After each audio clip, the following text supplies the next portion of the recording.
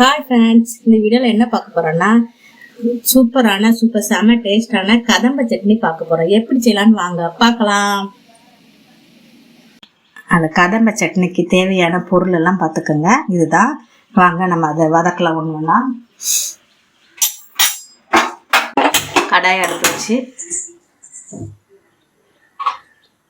கடாய் காஞ்சிருச்சான்னு பார்ப்போம்.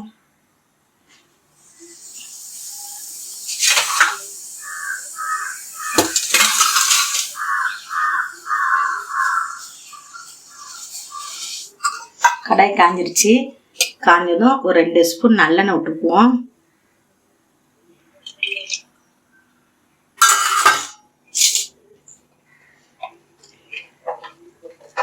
எண்ணெய் காஞ்சதும் 2 கைப்பிடி அளவு வெங்காயம் போடுவோம். சின்ன வெங்காயம் சேர்த்து செஞ்சாதான் நல்லா இருக்கும், டேஸ்ட் கொடுக்கும். சின்ன வெங்காயம் உடம்புக்கு ரொம்ப நல்லதும் கூட. இதை லைட்டாக வதக்கிட்டு இது கூட கொஞ்சம் ஒரு சின்ன பெரிய வெங்காயம் வச்சு வச்சுருக்கேன், ஒரே ஒரு வெங்காயம், அதையும் போட்டு லைட்டாக வதக்குவோம்.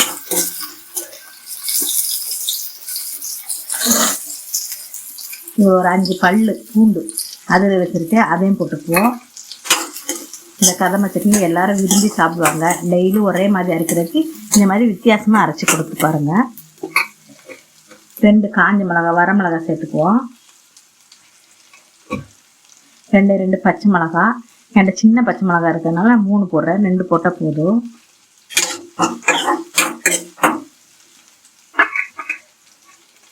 ஒரு துண்டு இஞ்சி,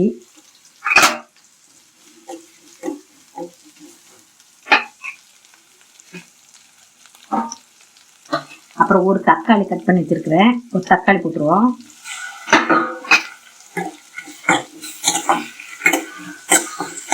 நல்லா வதக்கிட்டு இருக்கும்போது ஒரு கைப்பிடி மல்லி இலை கட் பண்ணி வச்சுருக்கிறேன், அதையும் போட்டுருவோம். கட் பண்ணி கழுவி வச்சுருக்கிறேன்.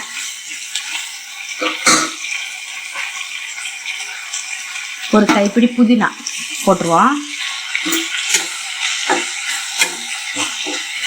நல்லா வதங்கிட்டு கொஞ்சமாக கருவேப்பிலை சேர்த்துப்போம். இல்லை நல்லா வதங்க விட்டுட்டு தேவையான உப்பு சேர்த்துக்கலாம்.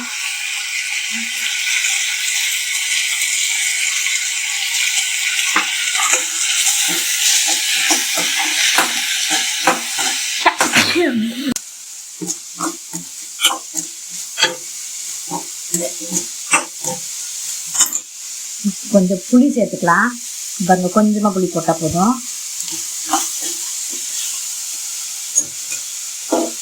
அப்புறம் லாஸ்ட்டில் அந்த தேங்காய் கொஞ்சம் தூவி வச்சுருக்கிறேன், தேங்காய் சேர்த்துக்கிறேன். இதை நல்லா வதக்கிட்டு இதை அரைக்கிறதுக்கு ரெடி பண்ணிடுவோம். இதை அரைச்சி எடுத்துடலாம். நல்லா வதங்கிருச்சு, அரைச்சி எடுத்துடலாம்.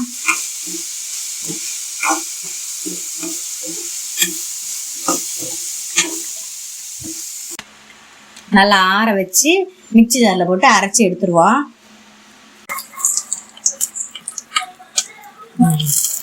தாளிக்கு ரெடி பண்ணியாச்சு. நல்லா அழகான டேஸ்டான சட்னி ரெடி ஆயிடுச்சு. எல்லாரும் விரும்பி சாப்பிடுவாங்க. குழந்தைகளுக்குலாம் செஞ்சு கொடுங்க, ரொம்ப நல்லது.